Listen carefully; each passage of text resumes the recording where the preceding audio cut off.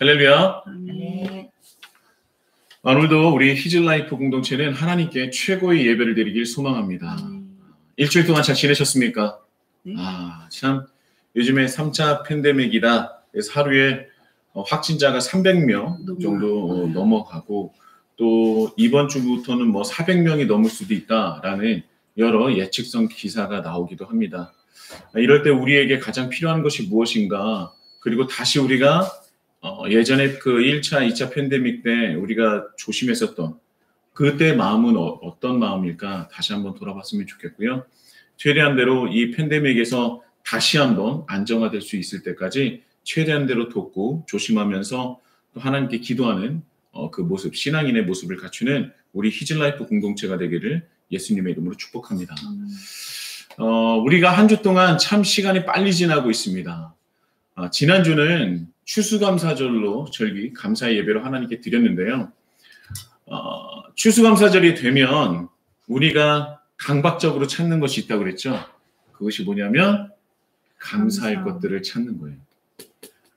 감사해야 하는 것을 찾아야 하는 절기로 생각하는 것이 어느덧 추수감사절이 됐다는 것입니다. 근데 감사할 것을 고민해보고 또 생각해서 끄집어내는 것이 정말 감사일까라는 말씀을 우리가 은혜로서 나눴죠. 성경은요, 정확하게 우리에게 말씀하고 있어요.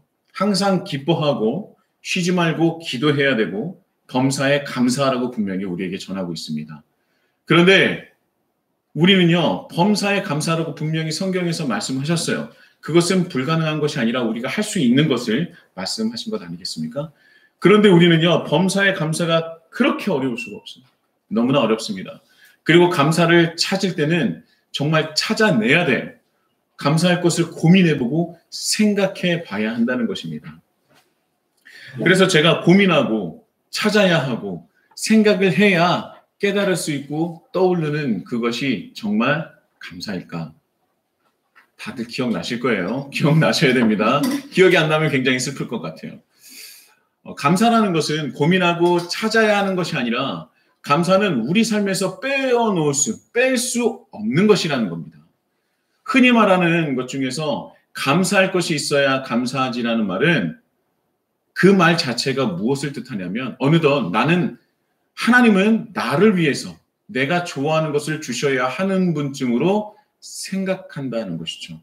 내가 하나님을 믿는다고 하지만 어느덧 내가 자기중심성으로 돌아갔다는 말과 똑같습니다.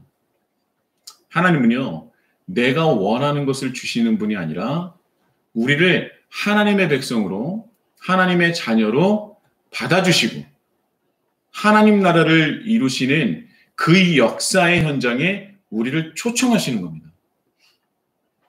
초청하시는 분이에요. 그리고 그 길을 하나님과 함께 걸을 수 있도록 우리를 보호해 주시고 인도해 주시고 채워주시는 것이죠. 이 순서가 절대 바뀔 수가 없는 것입니다. 우리가 하나님께서 초청하시는 그 역사, 하나님 나라가 확장되는 그 역사의 현장에 하나님께서는 우리를 초청해 주실 때 우리가 그 초청에 응하고 순종해서 그 길을 걸을 때 하나님께서는 우리를 인도해 주시고 보호해 주시고 우리에게 채워주신다는 것입니다. 광야 40년 동안 하나님께서 인도하시는 그 길을 걷는 이들에게 이스라엘 백성들에게 무엇을 주셨냐? 만나와 메추라기를 주셨잖아요. 만나와 메추라기가 있어야 광야를 버틸 수 있기 때문에 그 길을 걸을 수 있기 때문에 허락해 주신 것입니다. 그런데 광야를 걷지 않는 자에게 또한 광야 생활을 거부하는 자에게 만나와 메추라기를 주시겠습니까? 주시지 않죠. 절대 주실 수가 없는 겁니다. 하나님의 뜻을 따르고 순종하며 함께 걷는 이들에게 주시는 것이 바로 하나님의 은혜요 만나와 메추라기인 것이죠. 그러기에 우리의 삶에서 하나님과 함께함으로 만나와 메추라기에 대한 감사가 늘 끊이지 않아야 하는 것입니다. 함께하는 것, 순종하는 것, 주님과 함께 그 길을 걷는 것이 먼저라는 것입니다. 그런데 내 삶 속에 만나와 메추라기가 없어서 하나님께 감사할 것을 찾아야만 하고 고민해야 한다는 것은 어찌 보면 언제부턴가 우리가 하나님과 이미 멀어졌다는 것을 뜻하는 거예요. 내 삶 속에서 하나님과 하나님 뜻과는 별로 상관없는 삶을 살아가고 있다는 것을 스스로 증명해내는 것입니다. 감사는 감사할 것이 있어야 감사하는 것이 아니라고 분명히 말씀드렸어요. 진정한 감사는 내가 원하는 것을 받았을 때 하는 것이 감사가 아니라 성경에서 나와 있는 감사는 하나님과 연합하고 하나님과의 관계가 그 회복되었을 때 감사가 일어난다. 감사가 생겨난다. 정말 말로 형용할 수 없는 그 어마어마한 감사가 생겨난다고 우리에게 전하고 있습니다. 그래서 제가 지난주에 말씀드렸었던 에스라 3장의 말씀이 바로 그거예요. 세상적으로는 아무것도 감사할 것이 없습니다. 그들은 갖춰진 것도 없어요. 1차 포로 귀환한 그들이 아무것도 가지고 있는 것이 없습니다. 그런데 하나님께 감사하며 통곡했다는 그 말씀이 나오지 않습니까? 바로 하나님과 연합했기 때문이에요. 하나님과의 관계가 드디어 회복되었기 때문입니다. 연합이라는 것은 뭐라고 했습니까? 몸과 마음과 뜻이 그 대상과 하나가 됐다는 것을 말해요. 그것이 연합함이라는 겁니다. 몸과 마음과 뜻이 하나가 되었어요. 이제서야 하나님의 뜻이 내 뜻이 되고 하나님의 마음이 내 마음이 되었다는 것이죠. 그래서 그들은 회개하며 통곡하며 또 감사의 찬양과 제사와 예배를 드릴 수 있었던 것입니다. 그들은 감사할 것이 없었어요. 세상적으로 보면 최약체입니다. 몸 누울 곳도 없고요. 쉴 곳도 없고 먹을 것도 마땅치 않았던 그 상황이었습니다. 누군가 우리를 해치려고 하지 않나 그 두려움에 휩싸이면서 정말 불안한 하루를 보낸 사람들이 바로 1차 포로기 안에 있었던 그 이스라엘 백성이었다는 거예요. 그런데 그들이 말로 만들었었던 하나님의 성전의 기초돌이 놓이는 것을 보자마자 그들이 무엇을 느꼈냐면 하나님과 연합함을 느꼈다는 거예요. 그래서 내 말로서 형용할 수 없는 어마어마한 실로 정말 감사의 감사가 그들 마음속에서 입술 속에서 정말 뻗어져 나왔다는 것이죠. 그 말씀이 바로 지난주에 에스라 3장의 말씀이었던 것입니다. 그런 감사가 우리 히즈라이프 공동체에서 우러져 나왔으면 좋겠어요. 하나님과의 연합함이 회복되는 그 역사가 일어났으면 좋겠습니다. 이 감사의 시절, 추수감사절만 끝나고 이제 감사할 것은 내년 이맘때 한 번 더 생각하는 그런 반쪽짜리 그리스도인이 아니라 늘 범사에 감사할 수 있는, 항상 기뻐하고 쉬지 말고 기도할 수 있는, 범사에 감사할 수 있는 우리 히즈라이프 공동체가 되길 예수님의 이름으로 축복합니다. 그 은혜가 우리에게는 이미 임했다는 거예요. 자, 그래서 오늘의 말씀은 오랜만에 다시 사도행전 11장의 말씀으로 돌아갑니다. 11장에서 시작해서 13장으로 갔다가 다시 11장으로 돌아가는 것이죠. 여러분, 구브로와 구레네 몇 사람 안디옥 교회에 초석을 놓았던 존재들이죠. 자, 구브로와 구레네 몇 사람은요, 여러분들이 귀에 피가 날 정도로 많이 들으셨을 겁니다. 구브로 하면은 바로 구레네 몇 사람이 나와야 돼요. 그렇죠? 구브로와 구레네 몇 사람. 그만큼 이 사람들은요, 너무나 중요하고 기독교 역사에서 빼놓을 수 없는 존재라는 것입니다. 그래서 그것을 꼭 기억하셨으면 좋겠어요. 이름이 없고 기록되지는 않았지만 이들만큼 그리스도인의 능력과 특권을 나타내고 드러낸 사람은 참 드뭅니다. 구브로와 구레네 몇 사람이 안디옥 지역에 이르러 헬라인에게도 말씀을 전한 것이 얼마나 대단한 것인지는 제가 이전에 많은 설교를 통해서 여러분들에게 말씀을 드렸었어요. 누차 말씀을 드려서 여러분들 기억하실 겁니다. 이들이 안디옥 지역에서 이뤄낸 역사는요, 복음으로 세워진 수많은 교회와는 다른 것이 있어요. 바로 이방인으로 이루어진 이방인 땅에서 세워진 최초의 교회인 것입니다. 간단히 말하자면 유대인들은요, 이방인들을 혐오했어요. 그래서 구원은 선택받은 민족인 자신들만의 것이라고 생각을 했습니다. 그리고 그것을 우리는 선민사상이라고 얘기를 하죠. 선민사상 잘 아실 거예요. 그런데 이런 선민사상에서 기가 막힌 것은 예수님의 제자들도 자유롭지 못했다는 것입니다. 그래서 예수님의 제자들도 이 선민사상에서 벗어나지 않았어요. 예루살렘을 벗어나지 않으려고 했고요. 그리고 기타 다른 지역에 가서도 누구에게만 복음을 전했습니까? 디아스포라. 그 지역에 살고 있는 유대인들에게만 예수님께서 그리스도라는 것을, 메시아라는 것을 전했다는 것이죠. 그런데 그런 금기 아닌 금기를 깨어버린 사람들이 바로 누구냐? 구브루와 구레네 몇 사람이라는 것입니다. 역사적으로 이스라엘은요, 거의 대부분 우리나라와 같이 침략을 받는 쪽이었어요. 우리나라랑 정말 비슷한 것이 많습니다. 침략을 받는 쪽이었고요.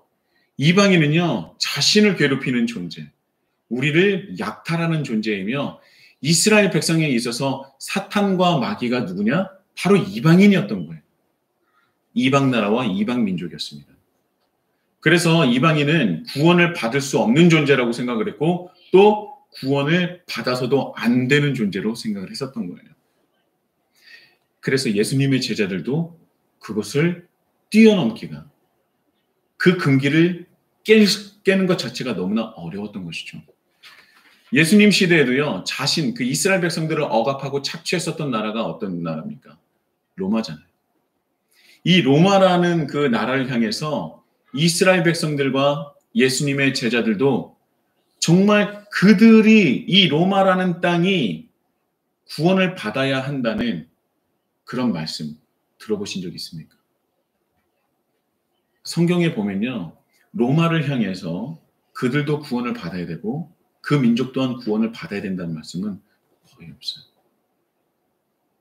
오히려 성경에 나와 있는 건 뭐냐면, 로마가 제발 빨리 망하기를, 하나님 나라가 빨리 임해서 이 로마가 빨리 완벽하게 넘어지기를, 망하기를.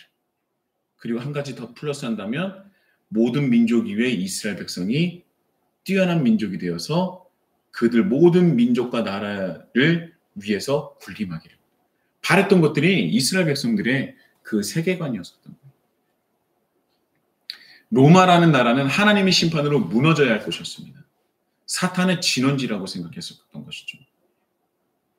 그래서 로마 지역뿐만 아니라 이방 나라와 민족을 생각함에 있어서 자신들이 부정해서 먹을 수 없는 동물이나 음식보다도 더 혐오했음을 우리는 알 수 있어요.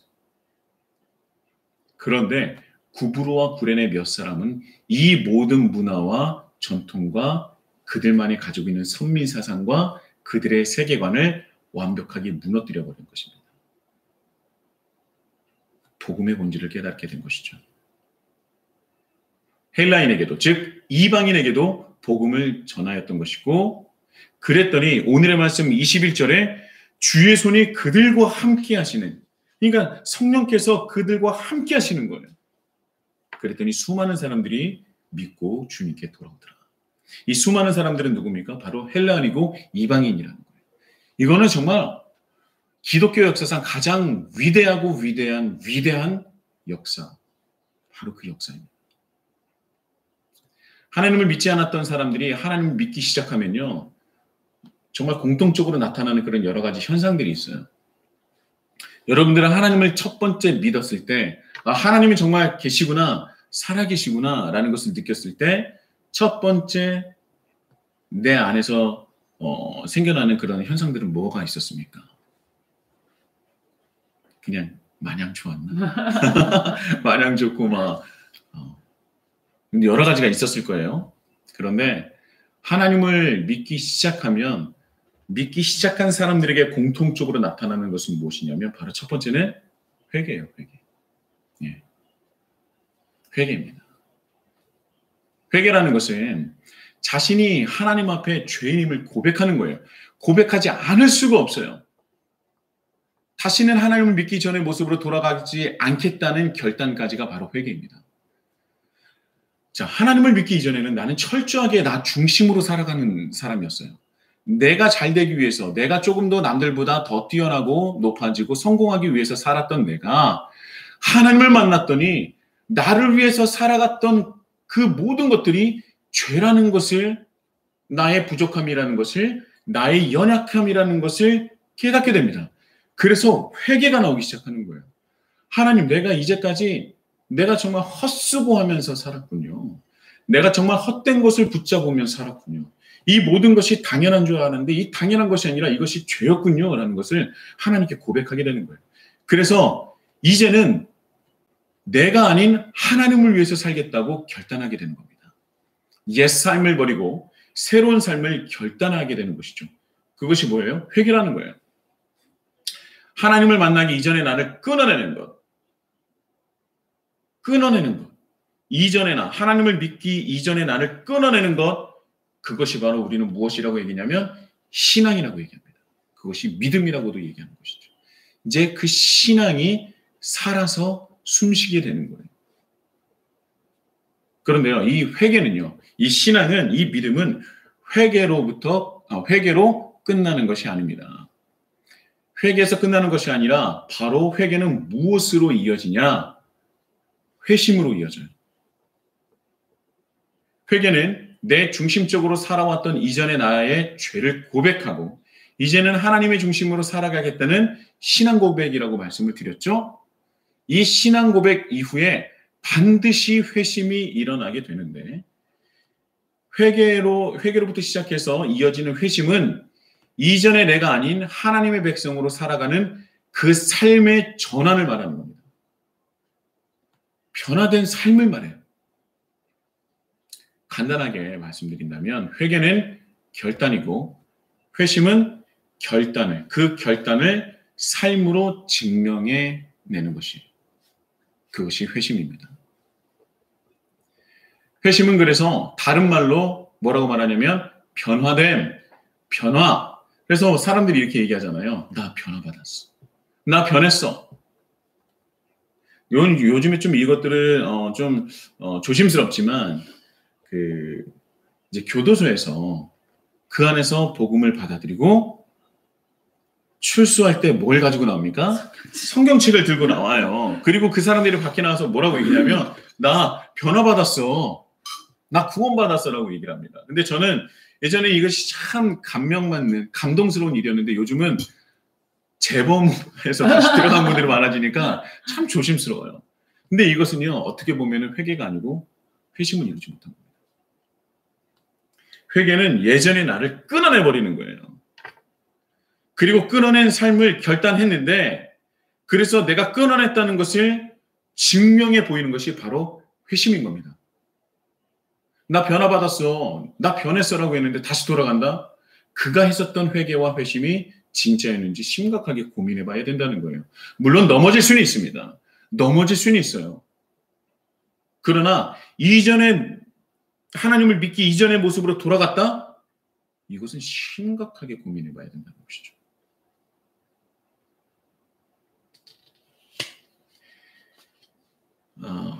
하나님을 믿는 사람들에게 공통적으로 나타나는 것이 회개와 그리고 이어지는 회심이라고 말씀을 드렸습니다. 하나님을 믿는다고 하지만 회개와 회심이 일어나지 않았다면 우리가 정말 하나님을 믿는 것이 심각하게 고민해 봐야 하고요. 다시 한번 우리가 되새겨야 되는 것은 무엇이냐면 하나님을 믿는다고 한다면 반드시 우리에게 나타나야 되는 것은 회개와 회심이라는 것입니다. 구브로와 구레네 몇 사람은요. 바로 예수님을 그리스도로 메시아로 고백하고 회개했어요. 그래서 예수님께 속한 자로 그리스도인으로 살기로 결단한 것입니다. 이제까지 자신의 죄를 고백하고 다시 이전의 모습으로 돌아가지 않겠다는 결단을 한 것이죠. 그리고 그들의 회심의 역사가 우리가 잘 알고 있는 어디에서 일어났느냐? 안디옥 지역에서 일어난 거예요. 회개에 이은 회심의 역사가 바로 안디옥 지역에서 일어난 것입니다. 회개는 옛사람을 버리는 것부터 시작되고요. 새 사람을 입는 것이에요. 새 사람을 입고 살아가는 것을 회심이라고 말씀을 드리는 것입니다. 제가 반복적으로 말씀드리고 있는데 너무나 중요하기 때문에 그래요. 사람들은요. 회개와 회심을 구분할 줄도 모르고요. 회심이 무엇인지 회개가 무엇인지도 너무나 잘 모르고 있다는 거예요. 그냥 회개를 내가 지었던 죄를 그냥 하나님께 다시 되새김하면서 용서해 주세요라고 하는 걸로 끝나는 걸로 생각하고 있다는 거예요. 그렇지 않아요. 회개는요. 반드시 회심으로까지 이어진다는 겁니다. 이 결단을 내 삶으로 증명해 보이고 또 증명해 보일 수밖에 없다는 거예요. 그게 바로 회개와 회심이라는 거예요. 그리고 그것이 신앙이고 신앙생활이라는 것입니다. 새 사람이 되었는데 새 사람의 삶이 없다는 것은 있을 수 없어요. 새 사람이 되었는데 옛 사람으로 살아가고 있다? 말이 안 되는 것입니다. 새 사람이 되었다면 새로운 삶을 살아가게 되는 거예요. 새 사람이 되었는데 옛 사람의 삶을 모습 그대로 살아가고 있다? 이것은 새 사람이 되지 않았다는 증거입니다. 그것을 의미하는 거예요. 옛 사람을 버리는 회개는 반드시 새 사람의 삶을, 회심을 이루게 되어 있다는 것입니다. 회개는 회심과 함께 갈 수밖에 없어요. 진정한 회개는 반드시 회심을 일으키기 때문입니다. 회개 없는 회심이 있을 수 없고 또 회심 없는 회개도 있을 수 없다는 것이죠. 회개와 회심은 바늘과 실이요 뗄래야 뗄 수 없는 관계라는 것입니다. 자, 구브로와 구레네 몇 사람은요 안디옥 지역에서 전혀 영향력이 없는 사람이었어요. 보잘것없는 존재였습니다. 여러분 지금 21세기 살아가는 지금 이 시점에도요 타향살이가 얼마나 어렵고 고되고 외로운지 아십니까? 지금 이 시기에도요 타향살이는 다른 나라에서 사는 거는요 좋을 때도 있지만 그 고통과 고난과 어려움과 외로움은 이루 말할 수가 없어요. 그래서 지금도 향수병이 일어나지 않습니까? 지금은요 예전과 다르게 인터넷으로 우리나라, 자기의 고향 모든 것을 다 볼 수 있어요. 그리고 하물며 눈으로 그 얼굴을 보면서 영상통화까지 할 수 있습니다. 그런데도 타향살이가 힘들어요. 그런데 사회보장제도와 이 인터넷과 영상통화 이 모든 것들이 완전히 없는 1세기에는 자신의 삶의 터전 그리고 타 지역, 타 민족, 타 문화권으로 가진 것이 없이 들어간다는 것 자체가 거의 자살행위나 마찬가지예요. 구브로와 구레네 몇 사람은요 상상하지도 못할 그런 고통과 고난과 어려움이 있었을 것입니다. 그런데 그들은 예수님을 만나 회개하고 안디옥 지역에서 자신이 다른 존재임을 회심, 변화받은 자로 삶을 보여준 거예요. 옛사람은 예루살렘에서 놔두고 버리고 새 사람이 되어서 안디옥 지역으로 간 것이죠.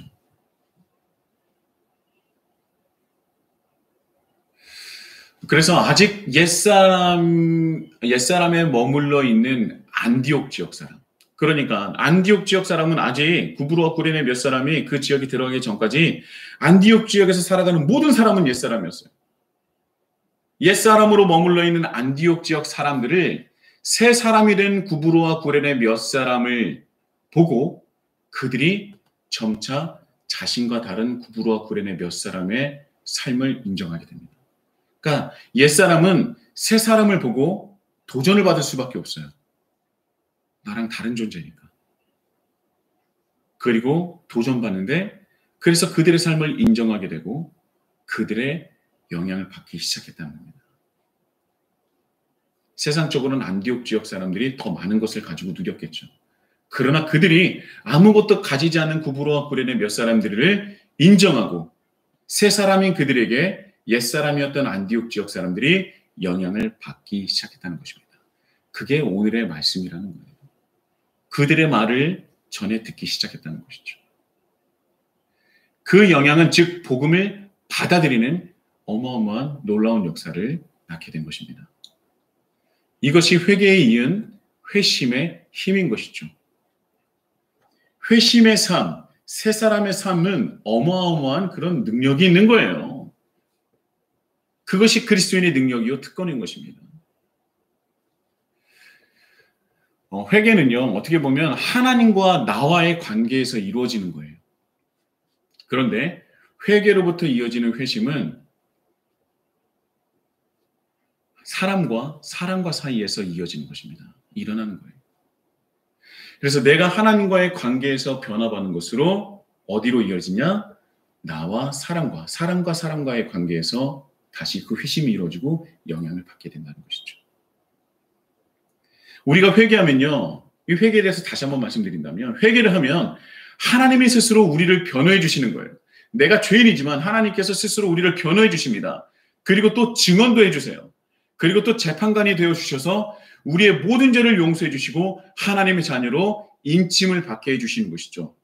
너는 나의 백성이야, 너는 나의 자녀야 라는 그 도장을 스스로 증언해 주시고 스스로 변호해 주시고 스스로 재판관이 되셔서 도장을 땅땅땅 찍어주시는 그 역사가 회개입니다. 그리고 회심은 그 회개, 나를 받아주심에 그 감격과 감사로 이어져서 이미와 아직 사이에 살아가는 이 땅에 사람과 사람 관계에서 그 회심이 나타내고 드러나게 된다는 것이죠. 회심은 변화예요. 내가 변화되었다는 것을 세상에 드러나는 것이 회심입니다. 옛사람이 아닌 새 사람의 내가 세상에서 하나님의 백성으로 살아가는 모습이 바로 뭐라고요? 회심이라는 거예요. 회개는 반드시 회심으로 이어집니다. 요 한마디만 기억하시면 오늘 설교는 다 끝나는 것 같아요. 회개는 반드시 뭐로 이어진다? 회심으로 이어진다. 회심으로 이어진다. 그리고 우리가 회심한 그 모습으로 살아가는 회심으로 인해서 우리가 회심으로 인해서 하나님 나라는 이 세상에 드러나고 증거되며 확장되는 것입니다. 우리가 이제 이뤄내는 그 회심으로 인해서 하나님 나라는 세상에 드러나고 확장되고 증거된다는 거예요. 그래서 회심이 참 중요한 것이죠.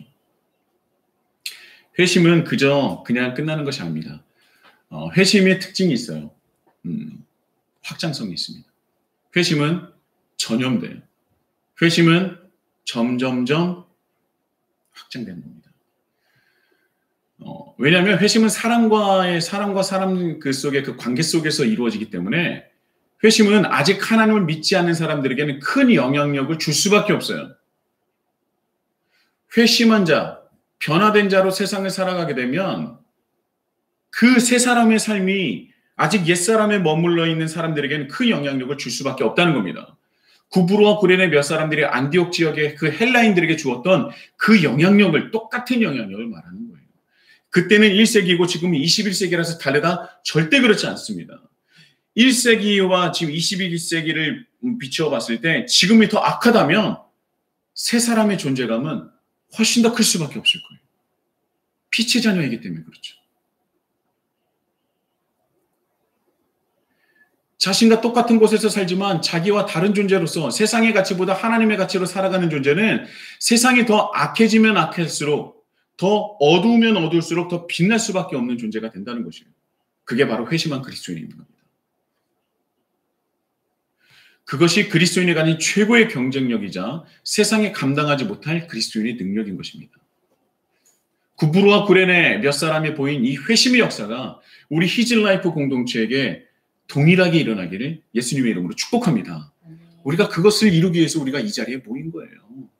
여러분, 구브로와 구레네 몇 사람이 특별한 것이 아니에요. 절대 특별하지 않습니다. 우리가 믿는 하나님이 특별하신 거예요. 내가 대단한 것이 아니라, 내가 특별한 것이 아니라 우리가 믿고 따르고자 하는 하나님이 대단하신 분이기 때문에, 예수 그리스도가 대단하신 분이기 때문에 우리가 그의 은혜와 그의 힘에 힘입어 우리가 특별해지는 그 은혜를 누리게 되는 겁니다. 그게 은혜예요. 내 뜻을, 내 중심성을 버리는 것, 내가 하나님과 연합하는 것, 결국 하나님의 뜻이 내 뜻이 되는 것, 하나님의 마음이 내 마음이 되는 것, 바로 이런 회심이 일어날 때 하나님은 우리를 통해 귀한 역사를 이루어 주실 줄 믿습니다. 회심이 드러나야 돼요. 그래서 회심은요, 드러나는 것입니다. 그리고 드러내야 되는 거예요. 감추는 것이 아닙니다. 회심은 드러내야 되는 거예요. 그리고 드러날 수밖에 없는 것입니다. 안디옥 교회에서 일어났던 수많은 일들은 초기 한국 기독교 역사에서 동일하게 드러났었어요. 수많은 사람이 변화받았습니다. 우리가 잘 알고 있는 이기풍 목사님, 김익두 목사님, 언젠가 한 번쯤은 들어보셨을 거예요. 지나가다가 한 번쯤은 들어봤을 거예요. 그죠? 근데 이분이 어떤 분인지는 정확하게 기억은 못해요. 제가 간단하게 말씀드린다면 충격적이게도 이기풍 목사님과 김익두 목사님은 예전에 한때 잘 나갔던 깡패였어요. 건달이었습니다. 이기풍 목사님은 마펫 선교사님에게 돌을 던졌던 사람이에요. 그래서 턱을 상하게 할 정도로 매우 강팍했던 사람입니다. 그러니까 돌을 집어 던졌던 사람이에요. 그런데 그런 분이 회심하여 복음의 불모지인 제주도에 복음을 전하셨던 분입니다. 이 제주도 지역의 최초의 목사님이셨어요. 그게 바로 이기풍 선교사님입니다. 이기풍 선교사님이라고 우리가 많이 익히 알고 있죠. 이분은 둘째가라며 서러울 정도로 성격이 드세고 괴팍했던 분이에요. 그런데 그래서 그분을 몰랐던 사람이 없어요. 그런데 그분이 회심하여 그 삶 자체가 완벽하게 변화되었던 것입니다. 세상은 변해도 저 사람은 절대 변할 수 없어라고 했었던 그 사람이 변하니까 그 영향력이 엄청나게 컸던 거예요. 그 사람이 변할 수 있었던 이유는 바로 복음이죠. 그리고 회심했었던 사람이 이기풍 목사님을 회심시킨 겁니다. 바로 마펫 선교사님이죠. 또 여러 선교사님이 있었다 그래요. 이기풍 목사님에 대한 그 선한 일화는요, 제주도에 굉장히 유명했습니다. 그런데 그 선한 일화는 하나님을 믿는 사람들을 통해서도 전해졌지만 아직 하나님을 믿지 않는 사람들에게서도 그 이기풍 선교사님의 일화가 전해졌다는 거예요. 이게 얼마나 대단하다는 것을 우리는 알 수 있지 않습니까? 그분이 얼마나 그 회심을 함으로써 이 변화된 삶을 살고 새 사람으로서 회심한 것을 증거하고 드러냈는지는 우리는 꼭 기억해야 돼요. 세상에 변하지 못할 사람은 없습니다. 김익두 목사님은 어떻습니까? 이 김익두 목사님은 그분의 부친께서 일찍 돌아가셨어요. 그래서 일찍 돌아가신 바람에 가정에서 일을 일찍부터 시작했습니다. 가정을 다 돌보셨던 분이에요. 그런데 성공이 눈앞에 있었던 순간도 있었지만 결국 사기를 당해서 모든 것을 다 잃게 됩니다. 사기꾼은 예나 지금이나 있었던 거죠. 그래서 이 김익두 목사님은 어땠느냐? 세상과 사람에 대한 증오로 폭력과 일탈을 일삼고 그냥 건달과 깡패로서 그냥 살았던 사람이에요. 그래서 이분이 지냈었던 황해도 안악 지역에서 김익두라는 존재를 모르는 사람이 없었습니다. 그래서 김익두라는 사람이 저쪽에서 걸어오면 모든 사람들이 다 그 길을 비켜갔다 그래요. 그 정도로 악명이 높았던 사람입니다. 그런데 그분 또한 하나님을 만나 회개하고 회심으로 황해도 안악 사람들을 놀라게 했어요. 그뿐만이 아니라 이 전국을 돌아다니면서 이 부흥 집회로 회개와 회심을 불러일으켰던 귀한 분입니다. 회심은요, 누군가를 회개로 인도하고 또 회심으로 인도하게 되는 디딤돌의 역할을 하게 돼요. 그게 회심의 특징이자 능력입니다. 다시 한번 말씀드린다면 회심의 강력함은 확장성에 있는데 이 회심한 사람이 또 다른 아직 회심하지 않는 사람들의 회심을 하게 하는 디딤돌의 역할을 한다는 것입니다. 그것이 회심의 확장성이고 회심의 특징이라는 거예요. 내가 능력이 있고 없고가 중요한 것이 아니라 내가 어떻게 새 사람으로 살아가느냐가 가장 큰 경쟁력이 된다는 것입니다. 내가 새 사람으로 살아가면 되는 거예요. 디딤돌이 되는 것.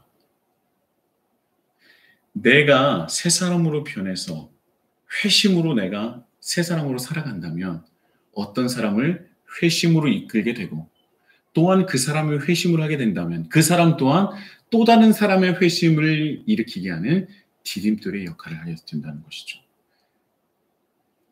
그래서 또 다른 디딤돌을 생산해내는 이 선순환의 역사가 이루어지게 된다는 것입니다. 그것이 바로 하나님 나라의 확장이라는 거예요. 여러분, 건강한 교회가 어떤 교회인지 아십니까? 사람이 많은 교회가 건강한 교회입니까? 건물이 아름답고 큰 교회가 건강한 교회입니까? 정말 유명한 목사님이 섬기시는 교회가 건강한 교회입니까?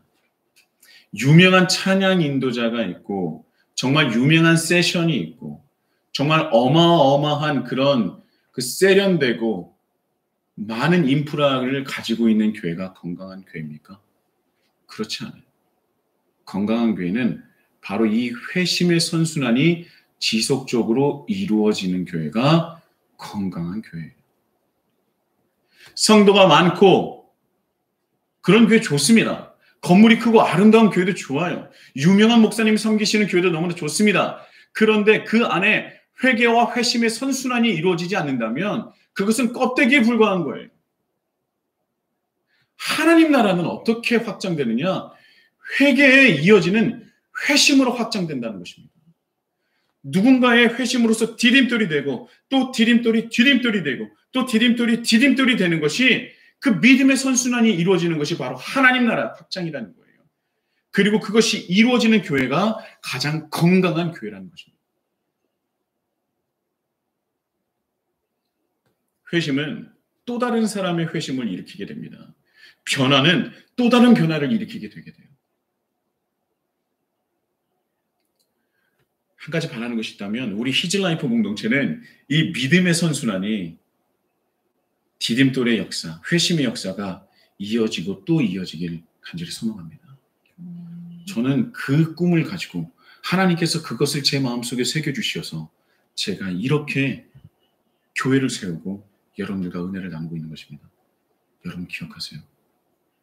회개에 이은 회심이 꼭 일어나야 됩니다. 그리고 그 회심을 인해서 또 다른 회심이 일어나야 된다는 거예요. 그런 믿음의 선순환의 역사가 우리 안에서 이루어지기를 예수님의 이름으로 축복합니다. 아멘.